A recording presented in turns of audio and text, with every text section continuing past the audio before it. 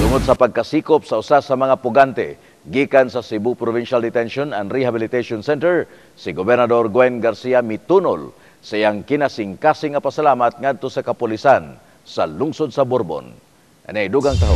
Gidayeg ni Governor Gwen Garcia ang kadagkuan sa Borbon Police Station nga gipanguluhan sa ilang hepe nga si Police Inspector Emiliano Inot nunot sa pagsikop niini sa usa ka pugante sa Cebu Provincial Detention and Rehabilitation Center kun CPDRC niadtong Hunyo 24, 2012.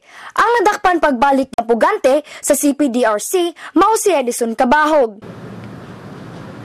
I would like to commend the Borbon police officers headed by the Chief of Police, Chief Inspector Emiliano Igot, the team leader, SPO2 Owen Batikwang, and team members PO2 Bernardino Almeida Jr. and PO1 Aristotol Mondelo. Sigon sa spot report, nagikan sa acting warden sa CPDRC nga si Romeo Manansala nga nakadawat siya og tawag gikan ni Police Inspector Emiliano Inot kinsa nangayo og kaagabay sa pagsikop sa maong pugante nga nagitan sa ilang lugar ug padayon nga gigukod sa mga sakop nga pulis. Samtang padulong pa lang ang grupo ni Manansala sa naasoy nga lugar, nakadawat usab sila og tawag nga nagpahibaw nga ang pugante nadakpan na og adunay samad pinusilan sa iyang tuong tiil. Tungod kini sa pagsukol sa mga pulis, hinungdan nga gidala dayon kini sa Sogo District Hospital.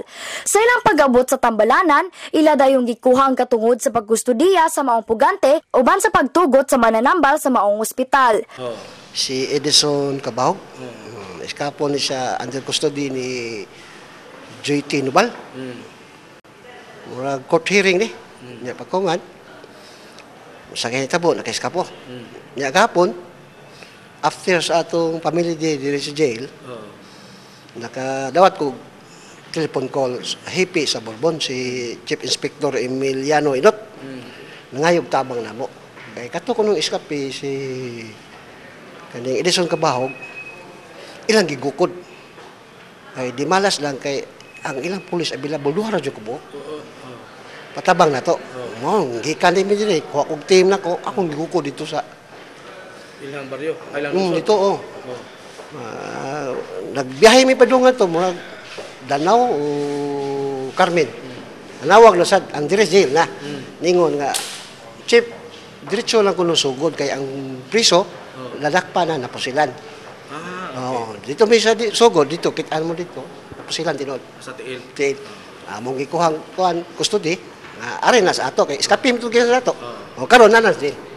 Tungod niini, dako ang pasalamat ni Governor Gwen Garcia ngadto sa mga sakop sa Borbon Police Station tungod sa pagpaningkamot niini nga masikop ang nahisgotang pugante sa CPDRC. Cristel Surata, USJR Mass Comintern, kini ang balita sa Sugbo.